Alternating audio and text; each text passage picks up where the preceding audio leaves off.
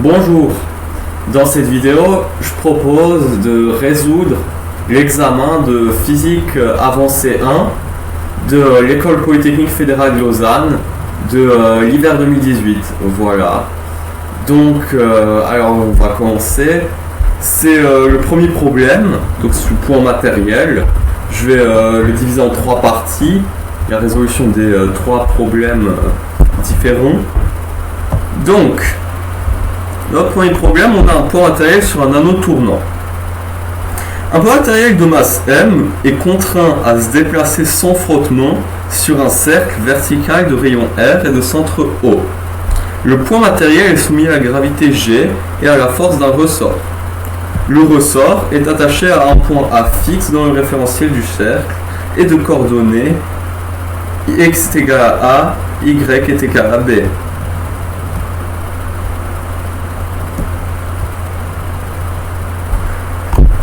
Et z égale 0, donc il n'a pas de composante sur z. Le ressort a une constante k et une longueur à vide supposée nulle. Donc sa longueur initiale, elle est nulle. D'accord. Donc si on l'étire d'une certaine longueur, c'est la force de rappel, elle dépendra directement de cette longueur-là, vu que la longueur initiale est de 0. Le cercle peut tourner autour de l'axe vertical Y à une vitesse angulaire oméga constante. Cependant, pour les questions A, B, C, D, le cercle ne tourne pas autour de l'axe Y, oméga égale 0. Les systèmes de coordonnées cartésiennes X, Y, Z et cylindriques R, θ, Z sont liés au cercle. Alors ici, nous avons un schéma, donc un schéma de la situation. Et passons à la première question. Avec oméga égale 0, spécifier les contraintes géométriques s'exerçant sur le mouvement du point matériel, puis énumérer les forces s'exerçant sur le point matériel et donner leur projection sur la base UR, Uθ, UZ. Alors, je le dis d'avance, je suis très habitué à utiliser les repères à ER, Eθ, EZ plutôt que U. Alors, dans mon écriture, ça se verra en E plutôt que U, c'est tout. Alors, bon, passons à la question. Donc, je vais plutôt l'écrire sur le côté comme ça. Déjà, la première chose qu'on peut voir sur cette image, c'est un cercle de rayon constant, rayon R. Et puis, le point matériel va se déplacer tout autour de ce cercle, sur le mouvement qu'il aura. Donc, on peut dire le point matériel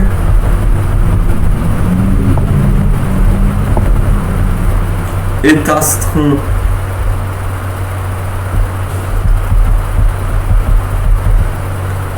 à se déplacer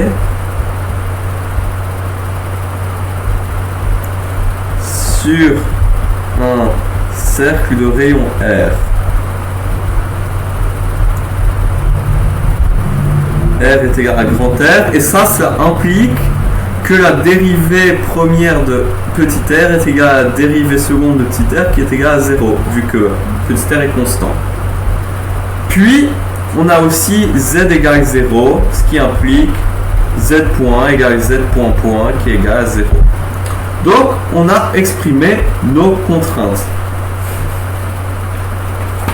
Maintenant, on va faire bilan des forces, vu que c'est ce qu'on nous demande, énumérer forces exerçant et les mettre dans la production. Donc, déjà, je vais dessiner mon repère cylindrique. Ici, j'ai U, enfin, moi je dis ER, Eθ, et puis EZ. Donc tout d'abord, maintenant je vais énumérer mes forces. Je vais me mettre en rouge. On a le poids P. Puis on a la réaction du support circulaire N. Et puis la force de rappel du ressort Fres. Bon, c'est pas très joli, mais je vais de toute façon les mettre en écriture vectorielle. Donc, je vais les énumérer et les projeter. Bilan des forces.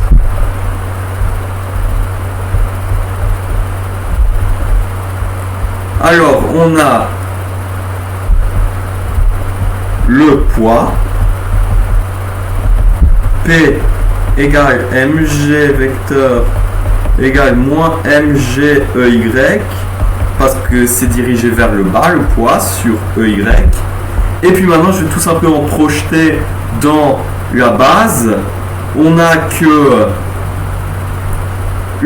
Déjà, je vais donner mes vecteurs unitaires. Je vais écrire ici, pour la projection. Juste, on a EX, le vecteur EX, il est égal à cos θ ER moins sin θ Eθ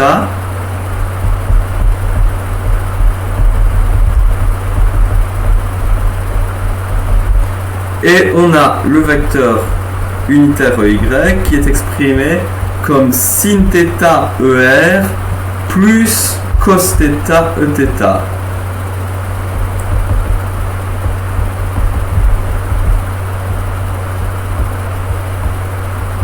Voilà, maintenant donc je vais utiliser cette projection là de vecteurs dans mon expression du poids, ce qui me fait moins mg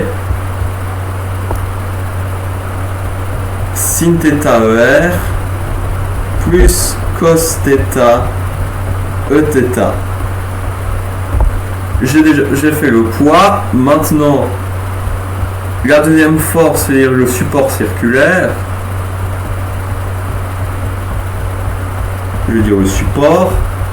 N vecteur est égal à la norme de N, plutôt moins N sur ER. Pourquoi? Parce qu'en fait, il est dirigé dans le sens inverse du vecteur unitaire ER.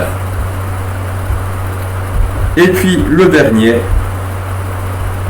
la force de rappel du ressort. On a Fres est égal à moins K fois le vecteur AP. Maintenant, ce vecteur AP, comment je peux l'exprimer? Et ben en fait, on voit bien que c'est les coordonnées cartésiennes de... Donc on a R cos θ, le rayon du cercle, R cos θ moins A, c'est la norme sur EX de AP, puis R sin θ moins B, c'est la norme sur EY du vecteur AP. Donc je l'écris. R cos θ moins A, ça c'est sur EX,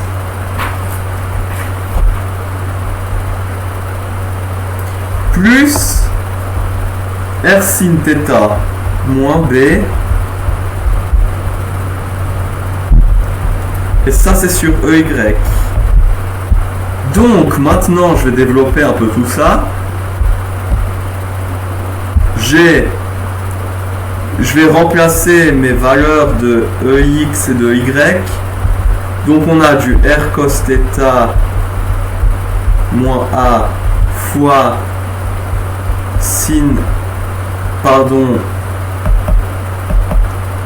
cos θ ER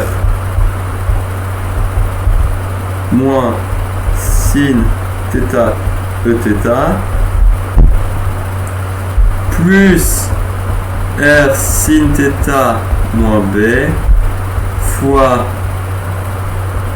sin θ ER plus cos θ Eθ. Maintenant, j'explicite à nouveau. Donc on a moins K fois, là il y a du cos carré, du cos sin θ, donc on fait la distribution, et puis on obtient que R moins A cos θ moins B sin θ ER plus A sin θ moins B cos θ Eθ. Et puis ça c'est notre force de rappel du ressort projetée dans notre repère cylindrique. Ça c'est donc on a répondu à l'exercice A. Maintenant passons au B. Donc faire un bilan des forces et établir les équations du mouvement de la base ER, Eθ, Ez. Donc pour cela on a nos forces maintenant. Je vais faire appel à la deuxième loi de Newton. Somme des forces est égale à P plus N plus Frs égale MA. Maintenant, pour que je pose mes équations du mouvement, j'ai les expressions de mes forces, mais il faut aussi que j'explicite l'accélération. Donc, l'accélération en coordonnées cylindriques.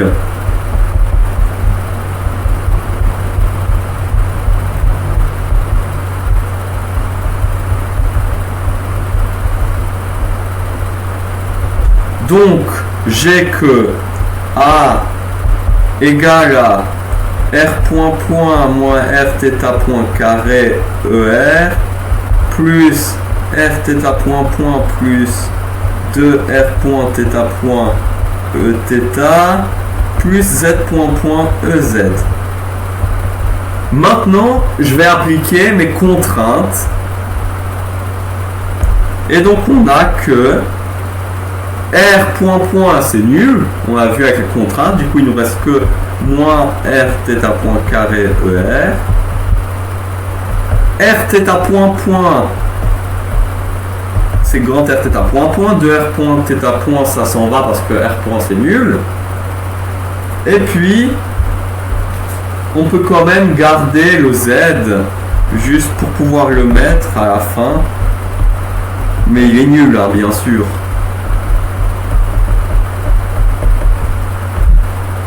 Donc, maintenant, je vais venir réécrire l'égalité de la deuxième loi de Newton. Et donc, on a que... je vais l'écrire à côté ici, ça va. Donc, P c'était moins mg sin θ ER moins mg cos θ Eθ. On fait la somme des forces, hein, bien sûr. Moins MER. Et puis, on a moins K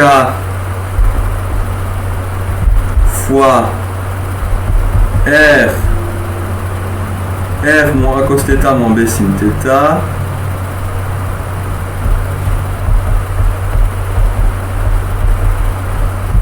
Ça c'est sur ER plus donc plus A sin θ moins B cos θ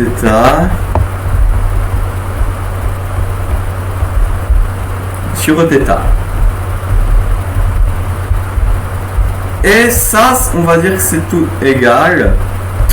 Je pense que je vais le réécrire en dessous, ça va être plus commode.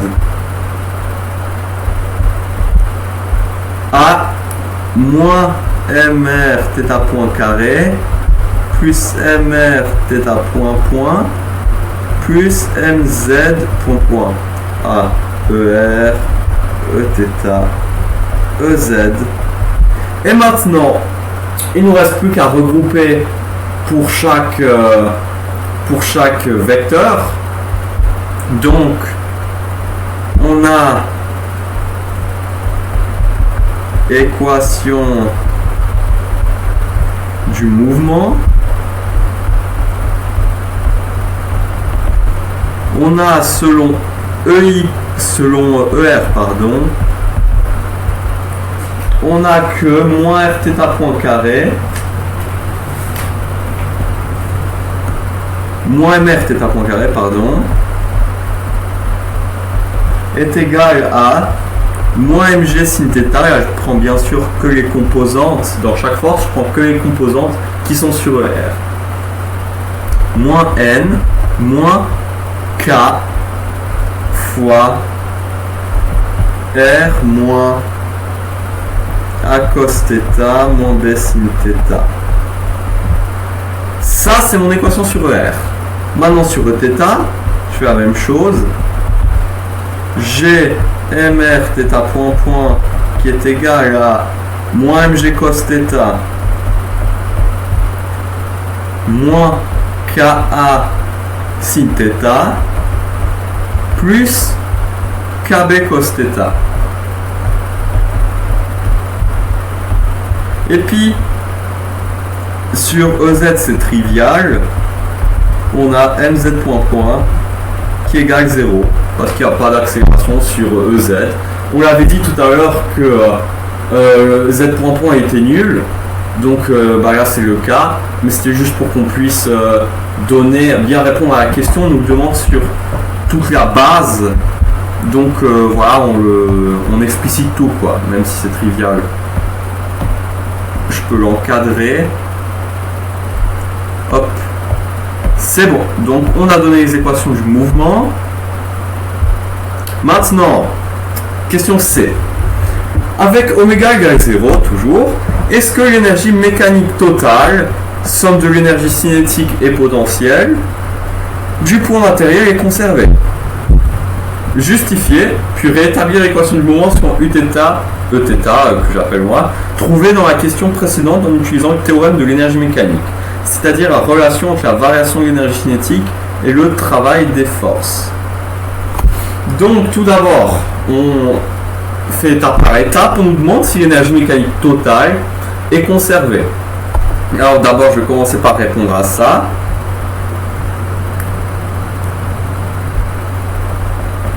Hop. Alors, je vais pas m'éterniser là-dessus. Bah, oui, elle est conservée, car le point matériel est en présence de forces non conservatives.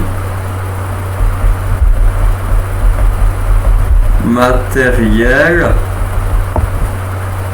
est en présence. Pardon, est en absence de forces non conservatives.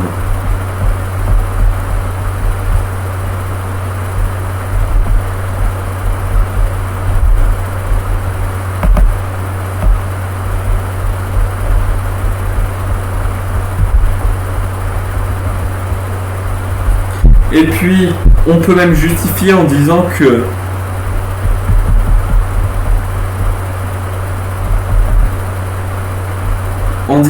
la force N ne travaille pas car elle est toujours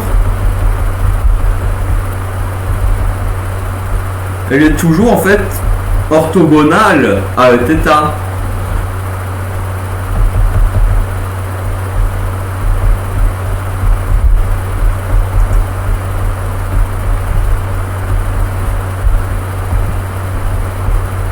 Donc elle ne travaille pas. Donc ça c'était la première partie. Maintenant la deuxième partie, c'est de retrouver l'équation du mouvement à partir de l'expression de l'énergie. Donc maintenant, tout d'abord, on a que je vais déjà poser L, juste pour la suite. C'est la norme du vecteur AP. Et donc ça c'est égal à donc la somme des composantes au carré à la racine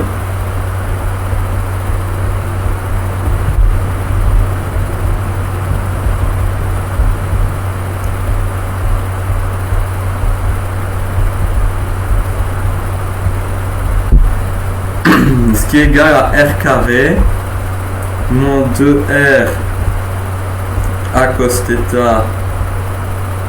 plus b sin θ plus a carré plus b carré. Le tout à la racine, bien sûr. Donc, maintenant, je peux écrire que l'énergie mécanique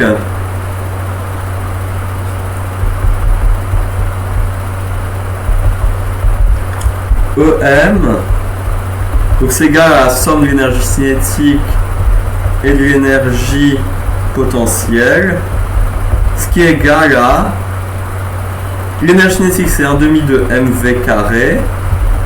L'énergie potentielle, c'est bien sûr l'énergie potentielle du ressort, donc 1/2 de kl carré.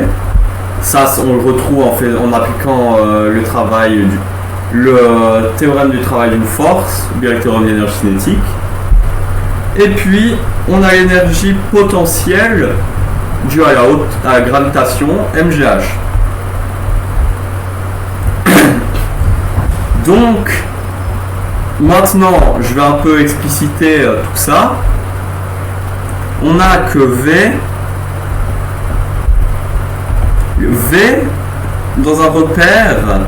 Dans notre repère, c'est quoi? C'est on a R point plus R point ER plus R θ point Eθ plus Z point EZ.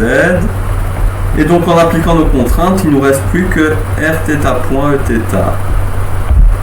Donc on a 1/2 de mr carré θ point carré plus, et du coup tout ça là, tout ce truc, je vais l'appeler E pod θ juste pour simplifier, puis ça dépend de θ. Voilà, donc ça c'est notre expression de l'énergie mécanique. Maintenant, vu que cette énergie elle est constante, sa dérivée par rapport au temps est égale à 0. Donc je l'écris. On a d de EM sur dt est égal à 0. Et maintenant je vais expliciter. Donc ça implique quoi? Ça implique, je porte la dérivée sur 1/2 de mr carré θ point. Il nous reste mr carré θ point plus, et là qu'est-ce que j'ai? Donc quand je dérive ces termes E pot, déjà je vais faire un petit aparté, je vais reprendre E pot.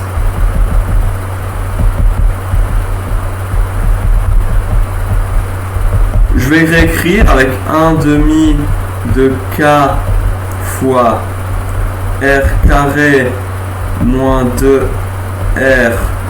C'était la norme qu'on avait trouvée de L.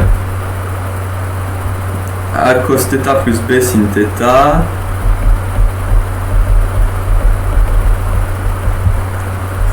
Plus a carré plus b carré. Donc, et plus mgh. Alors maintenant, notre hauteur h. La hauteur h du point matériel, en fait, c'est r cos θ. Donc, r sin θ.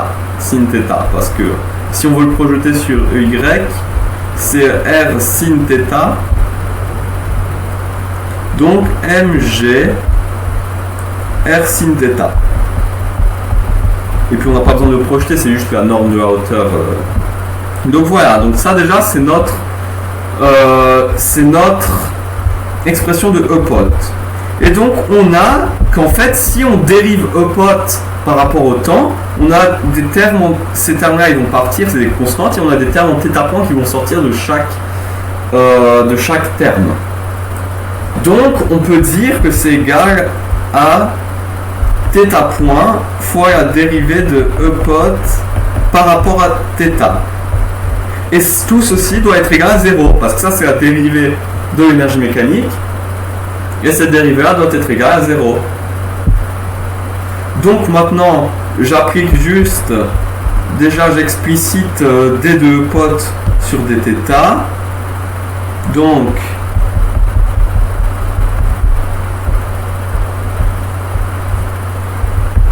c'est quoi? Donc ces termes-là avec r carré, ils s'en vont. Du coup, la dérivée de cosinus, c'est moins sinus.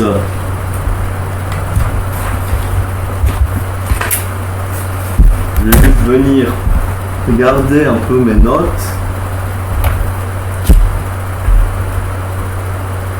Donc, oui, on a que la dérivée. Et là, on a le 2 qui s'annule. On a moins r à cos θ. Et cos θ, du coup, on a du r sin θ. RA sin θ. Et puis là, le 2 aussi, la dérivée de sinus et cosinus, moins r. Ah, j'ai écrit, il manque le K, juste RK moins RKB cos θ. Et puis la carré B carré, ça s'en va aussi.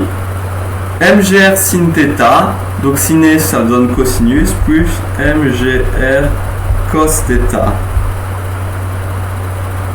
Et donc, je remets ça dans mon expression, ici. Ça implique que je vais factoriser par θ point, mr carré θ point point, plus, donc d2 potes sur dθ, c'est RKA, RK sin θ, moins RKB cos θ, plus MGR cos θ, et tout ça doit être nul. Maintenant, je peux diviser par θ point, ça s'en va. Je divise par R partout. Et maintenant, qu'est-ce que je retrouve? MR θ point point est égal à moins MG cos θ. Ça change de signe, je passe de l'autre côté. Moins KA sin θ plus KB cos θ.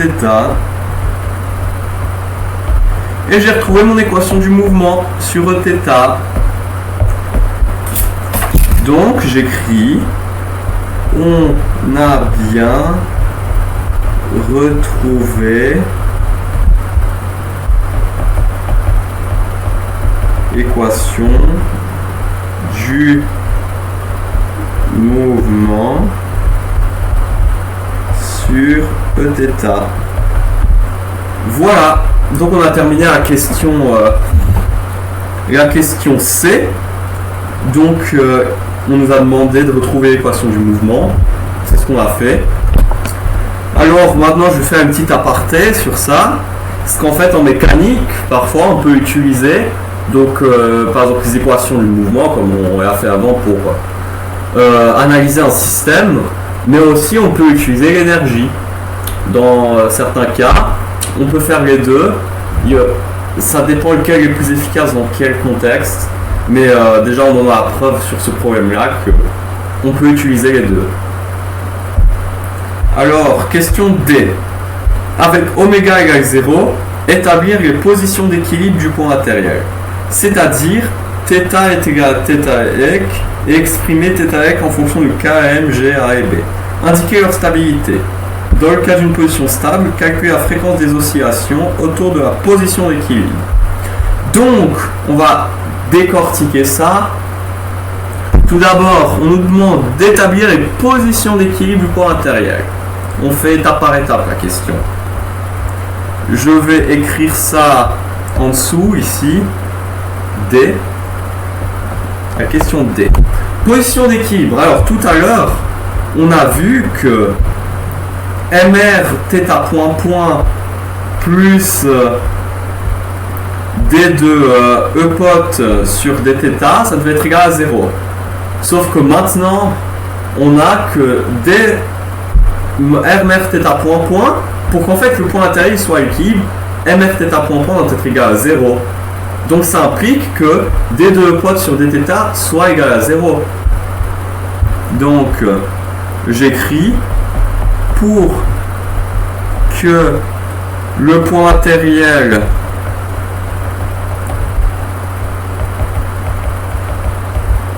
soit à l'équilibre, il faut que l'accélération sur RT, sur l'accélération sur Eθ soit tout simplement nulle, qu'il n'y ait pas d'accélération. Et donc ça, maintenant, mathématiquement, ça implique que d de E pot sur dθ soit nul.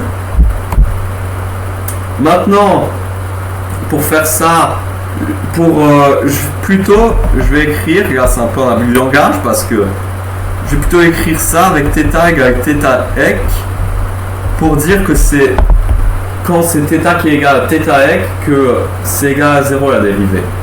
Donc maintenant on va un peu expliciter tout ça. On a la dérivée de E pot par rapport à dθ qui est égale à ça, qu'on a trouvé tout à l'heure. Et ben je vais réécrire. On a que RK sin θ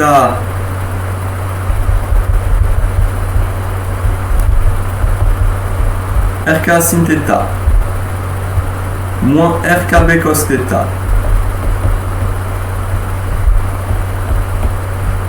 plus MGR cos θ, enfin je vais plutôt mettre θ ec,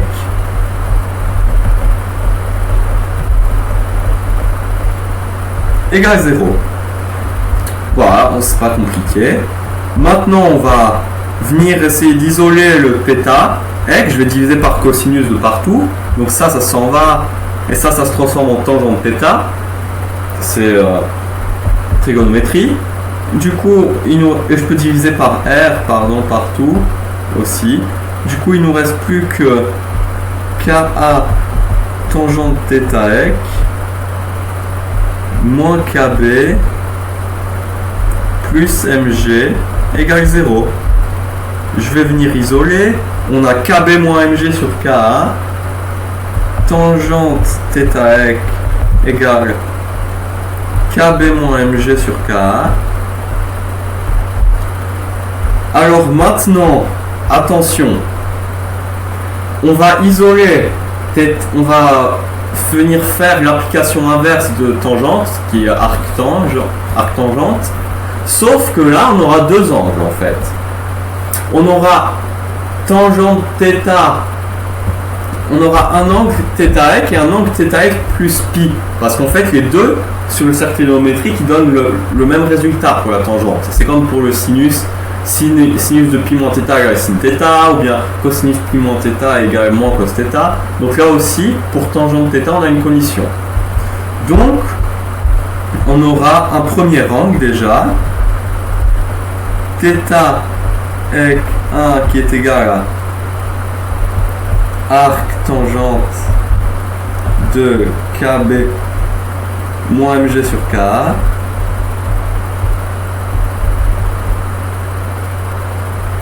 J'encadre.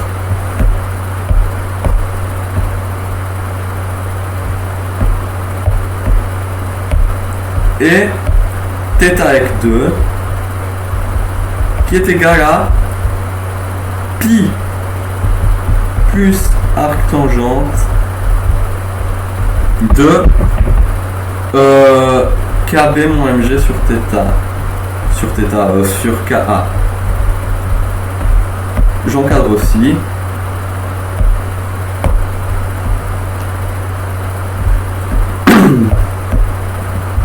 Donc on a trouvé les positions d'équilibre du point intérieur. Maintenant, on nous demande d'indiquer leur stabilité. Donc déjà avant ça, je vais juste préciser que θ, donc il se trouve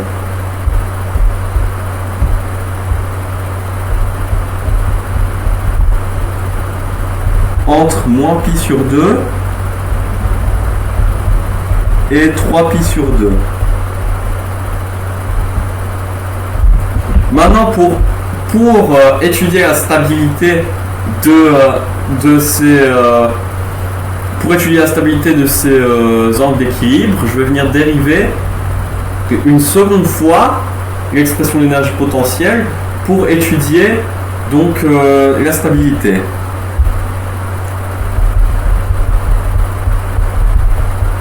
Pour la stabilité, on a donc la dérivée seconde d carré de pot sur dθ carré, qui est la dérivée seconde de l'énergie potentielle. C'est égal tout simplement à, je vais dériver cette expression là, donc on a RK cos θ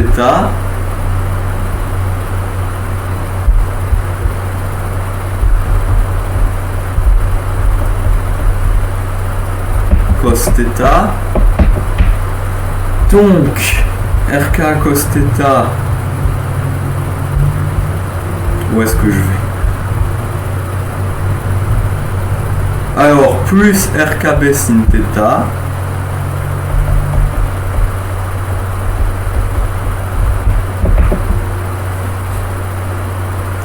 θ, moins mg R sin θ.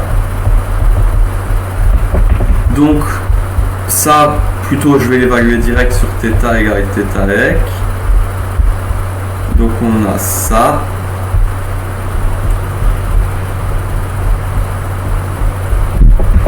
Et donc ça, je peux le réécrire comme, en factorisant, je peux le réécrire comme R cos θ ec, facteur de Ka, plus Kb tangente θ ec, moins Mg tangente θ ec. Que ça, je peux réécrire encore comme R cos θ ec sur Ka, facteur de K carré plus Kb moins Mg au carré.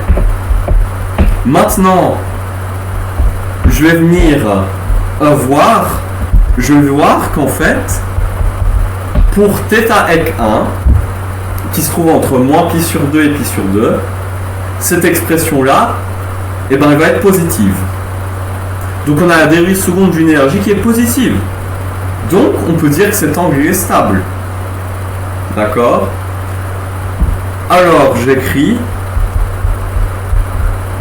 pour θ ec 1 qui s'est compris entre moins pi sur 2 et pi sur 2, il est stable car cos de θ ec 1 est positif.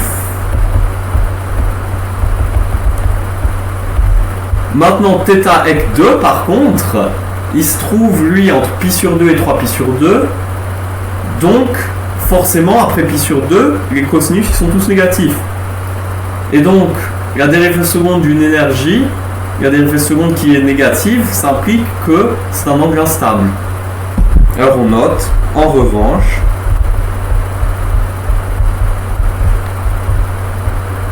θ ec 2, compris entre pi sur 2 et 3 pi sur 2, est instable. Et donc, maintenant, on a indiqué la stabilité. D'accord, c'est fait. Maintenant, on nous demande, dans le cas d'une position stable, donc dans le cas de θ ec 1, calculer la fréquence des oscillations autour de la position d'équilibre. Donc pour ça, qu'est-ce qu'on va faire? Donc déjà, on se repère un peu dans notre feuille. Entre guillemets, c'est une tablette, mais on peut considérer que c'est une feuille. Donc, déjà, je vais remettre une étoile pour la prochaine étape. On a que MR, on va en fait faire procéder à un développement limité, donc autour de θ ec 1, pour avoir l'expression donc pour avoir l'expression de d de E' sur dθ au cet alentour là. Donc on a que, je regarde les notes, en posant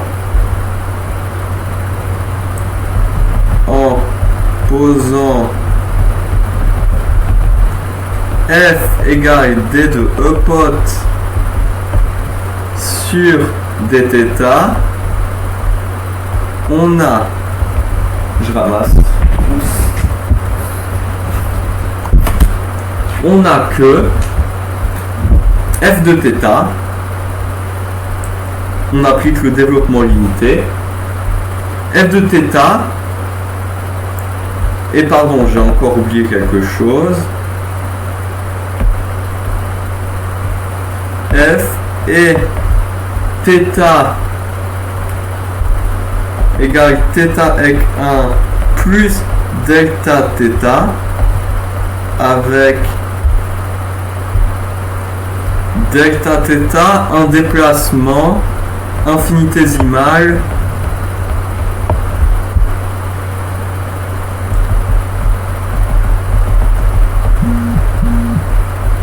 autour de θ ec 1.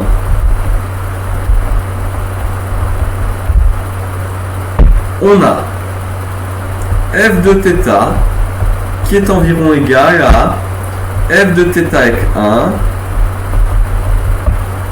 plus d de f sur dθ évalué sur θ égale θ ec 1 fois delta θ. Donc maintenant je vais expliciter cela. On a donc que d de E'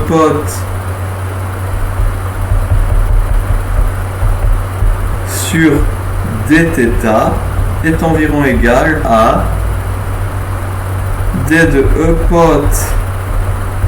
sur dθ évalué sur θ égale θ ec 1. Et ça, on a vu que c'est égal à 0 en fait.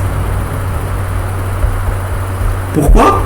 Parce qu'en fait, c'est l'expression, c'est sur quoi on s'est basé carrément. Puisque de tout à l'heure, ça c'était une application logique pour que le point matériel soit à équilibre. Il fallait que la dérivée par rapport à θ de l'énergie potentielle soit égale à 0, évaluée sur θ ec. Donc, ça on a c'est égal à 0. Et puis on a un autre terme, c'est la df sur dθ, donc c'est simplement la dérivée seconde. d carré E'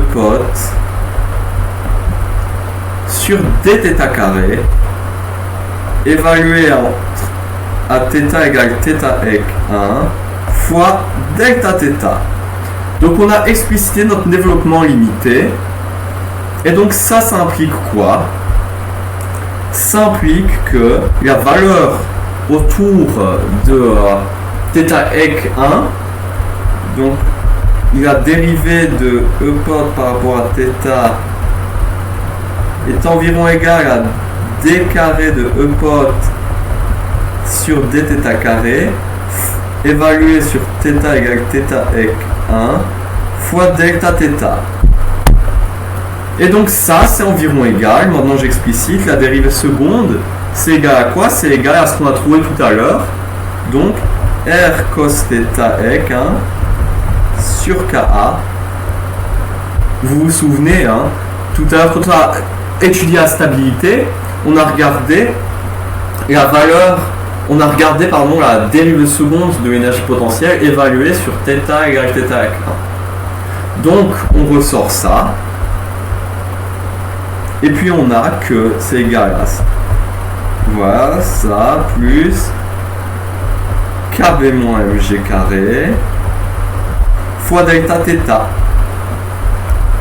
Maintenant, tout ça, on revient un peu sur Terre. À l'équilibre, on reprend notre équation du mouvement. On a que MR, on était là, voilà. MR carré, θ point, plus θ point d de pote sur dθ égale 0. Et nous, alors maintenant, pourquoi vous me direz pourquoi MR carré, θ point n'est pas nul? Parce qu'en fait, il y a un déplacement infinitésimal autour de θ ec. Donc en fait, c'est pas complètement nul, c'est pour ça que il est non nul. Donc, on réécrit. J'écris. On a alors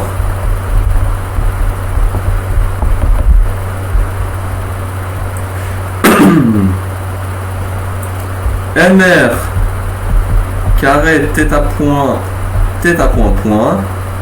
plus D.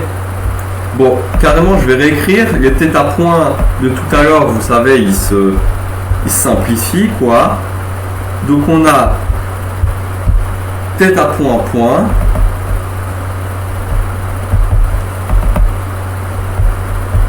plus 1 sur mr carré, j'ai divisé le mr carré tout simplement, fois donc r cos θ ec 1 sur ka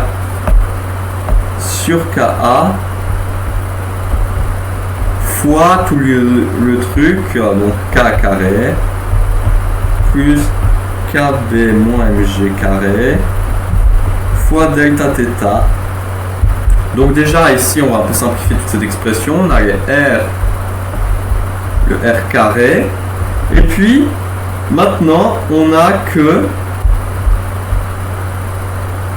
du θ point et du delta θ. Mais on se souvient que on a θ égale θ ec 1 plus delta θ, et donc ça implique, vu que θ ec 1 c'est une constante, on le dérive, c'est nul. Donc on a θ point qui est égal à delta θ point, enfin delta point θ.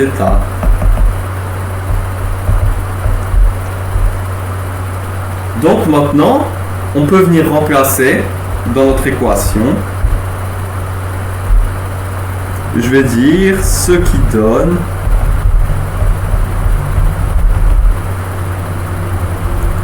delta point θ plus cos θ ec 1 sur mrka fois k facteur de k carré plus kb moins mg au carré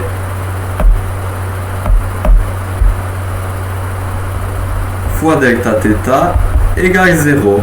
Parce qu'il ne faut pas oublier, là je ne l'ai pas mis, mais qu'en fait cette expression là c'est l'expression de l'équation du mouvement, et que ça doit être, du coup si on passe de l'autre côté, somme des forces égale ma, du coup somme des forces moins ma égale 0, c'est tout.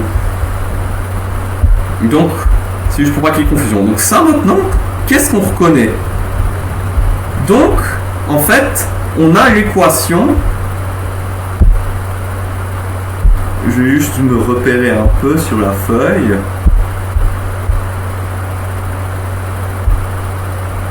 On a l'équation d'un oscillateur harmonique.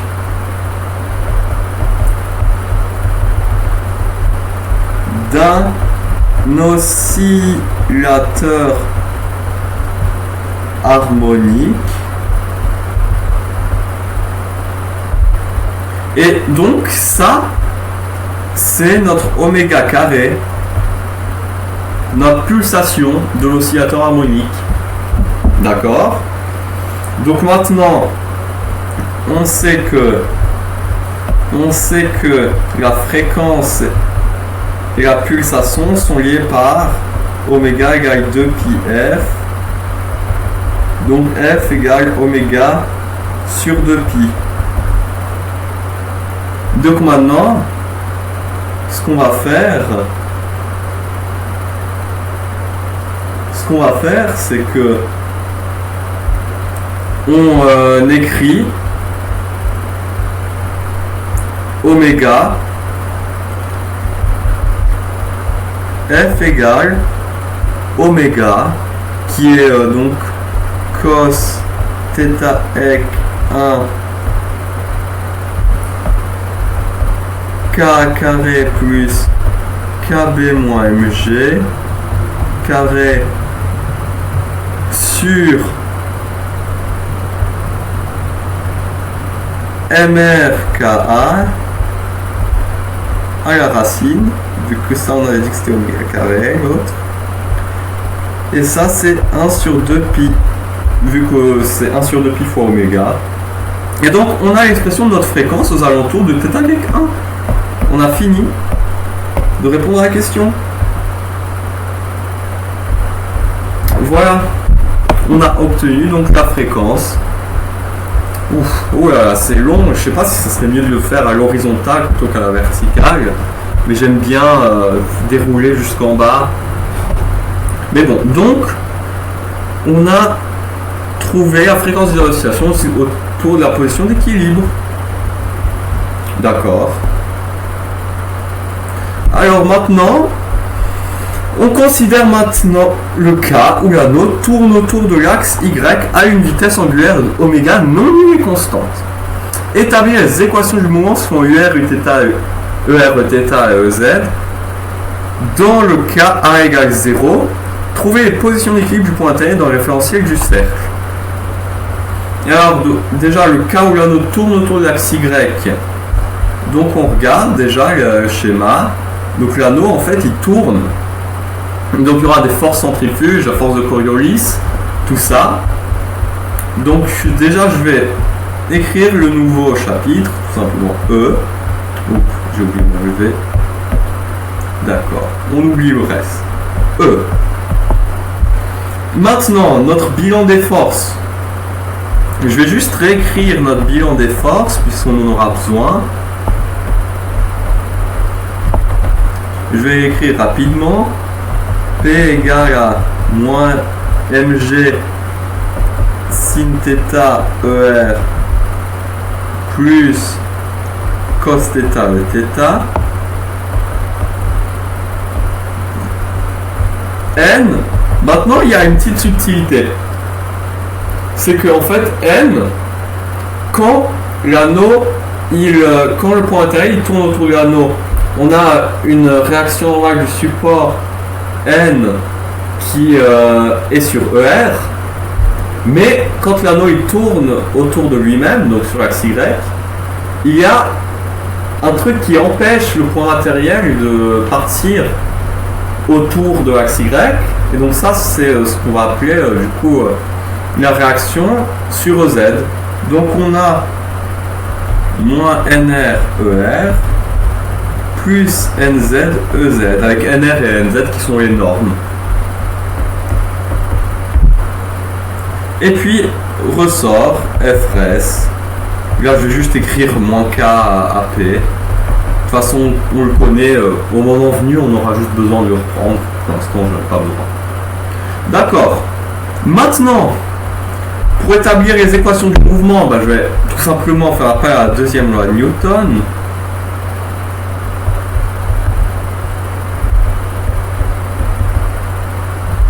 Somme des forces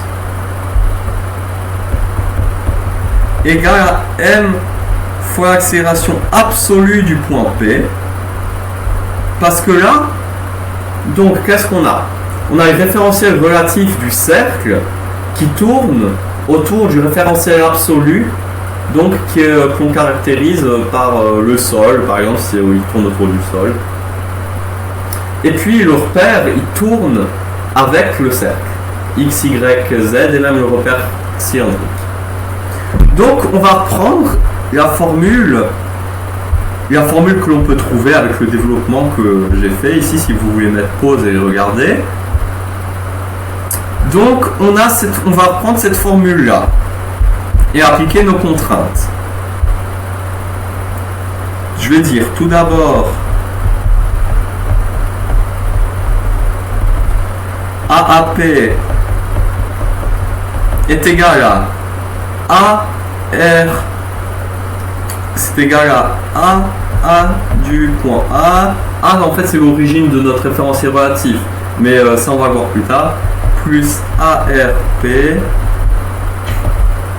plus 2 oméga cross VR de P plus oméga cross AP plus oméga point cross AP. Maintenant, si j'applique les contraintes, on a alors AAP, l'accélération absolue du point A. Elle est nulle, pourquoi? Parce qu'en fait, le point A, il est égal tout simplement à l'origine O. Donc, son accélération, elle est nulle, puisqu'il ne bouge pas. Donc, on enlève ce terme-là. ARP, c'est quoi? C'est tout simplement l'accélération relative du point P, donc c'est l'accélération en coordonnées cylindriques, qu'on va expliciter plus tard. 2 oméga cross VR,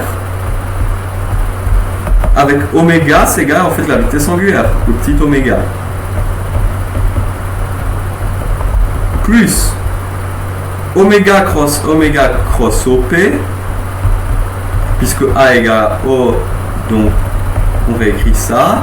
Et puis oméga point, c'est nul parce qu'en fait, il tourne à vitesse constante. Donc c'est nul. Bah du coup il n'y a pas de plus. D'accord, maintenant je vais expliciter ma somme des forces. Alors ça risque d'être un peu long, mais il faut le faire. On a alors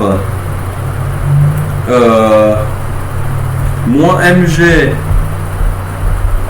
sin θ ER. Je fais ma somme des forces et j'égalise ça à MAAP. D'accord? Sin θ ER plus cos θ Eθ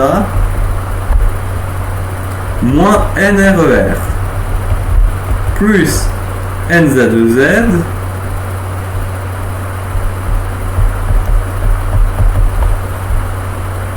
moins K fois R moins A cos θ moins B sin θ ER plus A sin θ moins B cos θ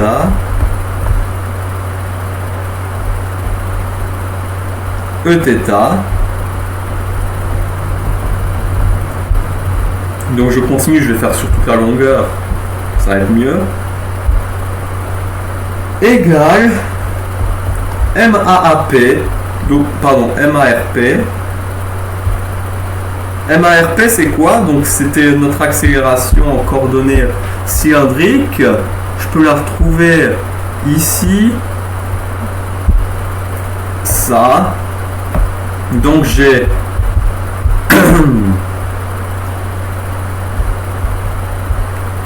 ce que je vais faire c'est plutôt... Non pardon, je vais plutôt l'écrire MARP plus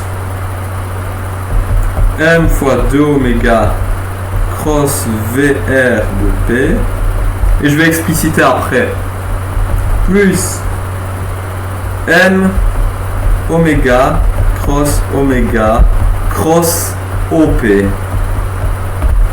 Maintenant on explicite les termes. Alors ça c'est mon équation, il ne me reste plus qu'à justement les développer, les regrouper, et on a les équations du mouvement. On a MARP qui est égal à moins MR θ point carré ER plus MR θ. Alors si vous voulez savoir à quoi ça correspond, bah ça c'est l'accélération centripète, ça c'est l'accélération tangentielle, plus mz.ez, c'est l'accélération sur ez. Hop, j'ai explicité le premier terme. Le deuxième terme, m, la force de Coriolis, 2 oméga cross VR. Alors c'est égal à quoi? Donc VR, on avait dit plus haut que c'était égal à f θ point, tout simplement. Je sais plus, en appliquant les contraintes, c'était égal à f θ point, mais je sais plus où je l'ai écrit.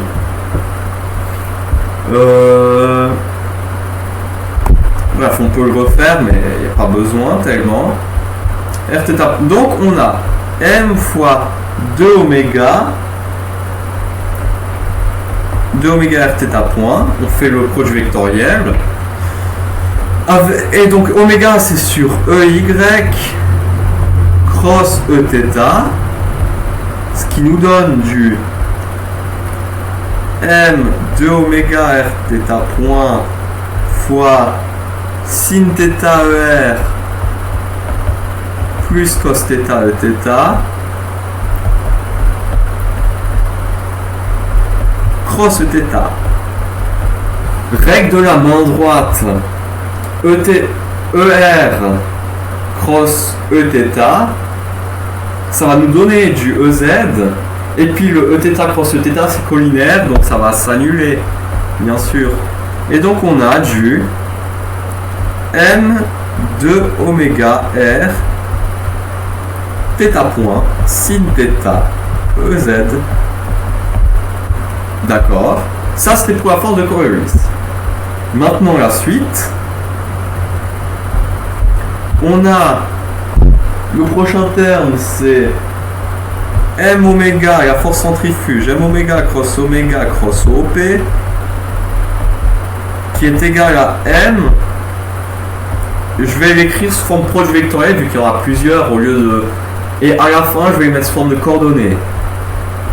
D'abord, je les mets sous forme dans les coordonnées cartésiennes. Cross oméga, cross OP. OP c'est quoi? C'est R cos θ, R sin θ dans le repère cartésien 0. Hop, ce qui est égal à m fois 0 oméga 0 produit vectoriel avec. Donc là on a quoi? On a du 0 sur x, on a 0 sur y, et puis on a moins oméga r cos θ sur z. On refait le produit vectoriel maintenant, ce qui nous donne moins oméga carré r cos θ 0, 0. Et ce qui nous donne en tout moins oméga carré moins m oméga carré r cos θ EX, ce qui est égal à moins m oméga carré r cos θ fois tout simplement on projette cos θ ER moins sin θ Eθ, et voilà, on a explicité toutes nos forces. On va pouvoir les regrouper pour les équations du mouvement. Je mets une étoile. Équation du mouvement.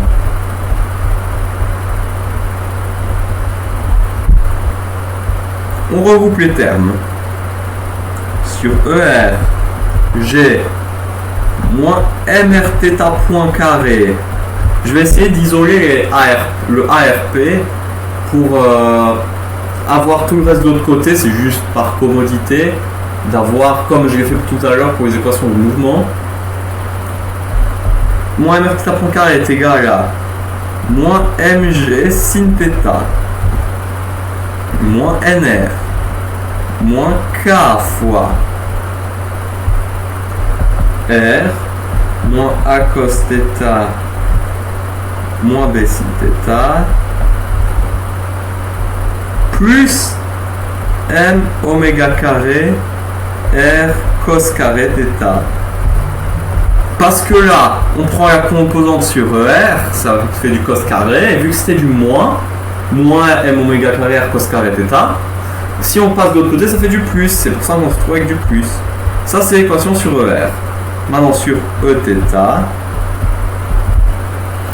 on a mrθ point qui est égal à moins mg cos θ, je prends les composantes sur Eθ, moins k sin θ, plus kb cos θ, moins m oméga carré r cos θ sin θ. Pourquoi? Parce que là, tout simplement, on aura du plus m oméga carré r cos θ sin θ, et puis on passe de l'autre côté, ça fait du moins. Et puis maintenant, plus que sur z, il nous reste nz point qui est égal à nz moins la force Coriolis de oméga r θ point sin θ. Et puis maintenant cette accélération elle est égale à 0. Pourquoi? Parce qu'en fait le point matériel dans le repère du cercle, le repère associé au cercle, il ne bouge pas sur z. Donc c'est nul. On va encadrer cela.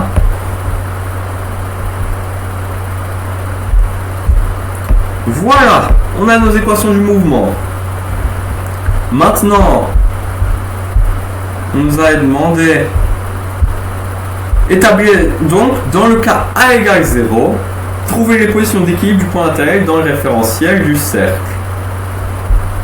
Donc comme pour tout à l'heure on avait quoi? On avait que l'équilibre, ça implique que mr, l'accélération sur le θ soit nulle. Tout à l'heure, on va exprimer avec l'énergie potentielle, etc. Sauf que là, on va juste reprendre cette équation du mouvement. mrθ point égale 0. Donc, équilibre implique mrθ point égale 0. Et donc ça implique que moins mg cos θ ec moins mg cos θ ec moins ka sin θ ec, je remplace θ par θ ec, kb cos θ ec, kb cos θ ec moins m oméga carré r cos θ ec sin θ ec soit égal à 0. Maintenant, on nous a dit dans l'énoncé avec A égale 0, donc ce terme-là il s'en va. Et cela implique que moins mg, pardon, je vais regrouper, je vais factoriser par cos θ ec, moins mg plus kb moins m oméga carré r sin θ ec égale 0. Donc, maintenant, avec notre condition d'équilibre, on a trouvé cette expression-là. Ça veut dire quoi? Ça veut dire que pour que le point matériel soit en équilibre, soit cos θ ec égale 0,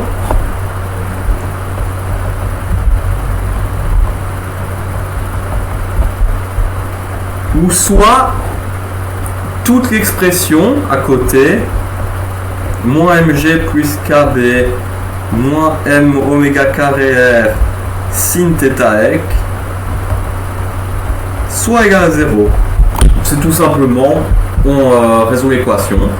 Donc ça implique que θ ec 1 c'est égal à moins pi sur 2, puisque cosinus moins pi sur 2 c'est 0. θ ec 2 soit égal à pi sur 2 vu que cosinus pi sur 2 c'est 0 aussi. Déjà, on en a deux. Ça c'était pour les cos. Maintenant pour les sin, on a... je vais passer ça de l'autre côté. On va obtenir moins KB. En gros, KB, pardon, sin θ ec, qui soit égal à KB moins mg sur m oméga carré r de sin θ ec. Ça implique quoi? Ça implique que θ ec 3, je vais l'appeler, soit égal à arc sin de KB moins mg sur m oméga carré r. Et θ ec 4, parce que sin de pi moins θ c'est égal à sin de θ, est égal à pi moins arc sin de KB moins mg sur m oméga carré r. Et puis ça, c'est nos autres angles.